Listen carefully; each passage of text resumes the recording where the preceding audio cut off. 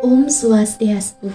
Halo teman-teman semuanya, perkenalkan nama saya Putu Meli Lestari Anggreni dengan NIM 21130411016 dari kelas 2A Pendidikan Biologi.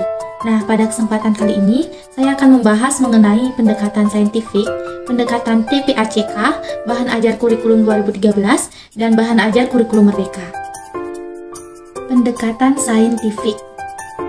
Pendekatan saintifik adalah model pembelajaran yang menggunakan kaidah-kaidah keilmuan yang memuat serangkaian aktivitas pengumpulan data melalui observasi, menanya, eksperimen, mengolah informasi, dan kemudian mengomunikasikannya. Menurut Hosman 2014, tujuan pembelajaran menggunakan pendekatan saintifik yaitu sebagai berikut. Yang pertama, untuk meningkatkan kemampuan intelek, khususnya kemampuan berpikir tingkat tinggi siswa. Yang kedua, untuk membentuk kemampuan siswa dalam menyelesaikan suatu masalah secara sistematik. Yang ketiga, terciptanya kondisi pembelajaran di mana siswa merasa bahwa belajar itu merupakan suatu kebutuhan. Yang keempat, diperolehnya hasil belajar yang tinggi. Yang kelima, untuk melatih siswa dalam mengomunikasikan ide-ide, khususnya dalam menulis karya ilmiah. Dan yang terakhir yaitu untuk mengembangkan karakter siswa. Beberapa prinsip pendekatan saintifik dalam kegiatan pembelajaran adalah sebagai berikut menurut Hosman 2014. Yang pertama, pembelajaran berpusat pada siswa.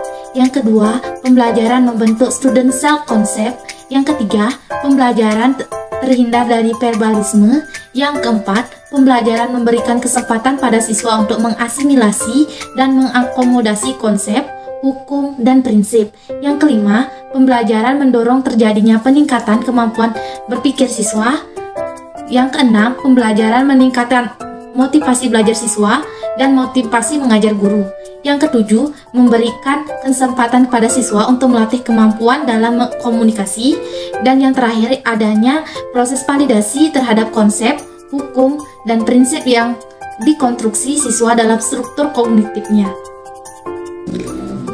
Adapun langkah-langkah pendekatan saintifik yaitu yang pertama ada mengamati atau observasi, yang kedua ada menanya, yang ketiga mengumpulkan informasi atau mencoba, yang keempat menalar, dan yang terakhir yaitu mengomunikasikan. Pendekatan TPACK. Pendekatan TPACK merupakan singkatan dari Technological Pedagogical Content Knowledge. TPACK adalah pengetahuan tentang pentingnya integrasi antara teknologi dan pedagogik dalam pengembangan konten di dunia pendidikan. Jika ditinjau dari namanya yaitu Technological Pedagogical Content Knowledge, TPACK terdiri dari 3 komponen, yaitu yang pertama ada teknologi, yang kedua ada pedagogik, dan yang terakhir yaitu konten pengetahuan. Koehler dan Misra merumuskan TPACK ke dalam 7 unsur. Unsur tersebut biasa disebut dengan 7 domain pengetahuan, yaitu yang pertama ada pedagogical knowledge atau PK, yang kedua ada content knowledge atau CK, yang ketiga ada technology knowledge atau TK, yang keempat ada pedagogical content knowledge atau PCK, yang kelima ada technological content knowledge atau TCK, yang keenam ada technological pedagogical knowledge atau TPK, dan yang terakhir yaitu technological pedagogical content knowledge. Adapun langkah-langkah pembelajaran TPACK dalam pembelajaran adalah sebagai berikut. Yang pertama, guru memberikan penjelasan tentang tujuan pembelajaran dan memberi motivasi kepada peserta didik. Yang kedua, guru memberikan informasi atau materi inti pembelajaran melalui slide PowerPoint agar peserta didik bisa lebih mudah memahaminya. Yang ketiga, membentuk kelompok belajar melalui aplikasi perpesanan seperti WhatsApp. Yang keempat, guru melakukan evaluasi pembelajaran. Yang terakhir yaitu guru memberikan penghargaan kepada peserta didik yang bisa mengikuti pembelajaran dengan baik. Bahan ajar kurikulum 2013. Bahan ajar merupakan seperangkat materi materi atau segala bentuk bahan yang disusun secara sistematis dan digunakan pedoman oleh guru dan peserta didik untuk membantu kegiatan pembelajaran. Terdapat beberapa jenis bahan ajar, yaitu yang pertama ada bahan ajar visual, contohnya yaitu ada bahan cetak seperti modul, buku, handout, LKS, dan lain-lain.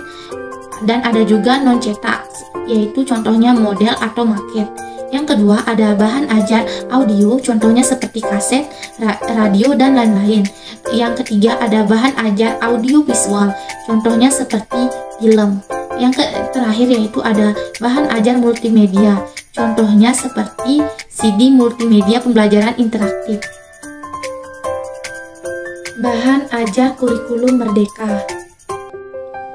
Di dalam kurikulum Merdeka Belajar, terdapat 3 jenis bahan ajar yang berlaku dan sekaligus menjadi penyempurnaan dan penyederhanaan dari bahan ajar yang diberlakukan pada kurikulum sebelumnya, yaitu yang pertama ada modul ajar proyek penguatan profil pelajar Pancasila, yang kedua ada modul ajar, dan yang terakhir ada buku teks.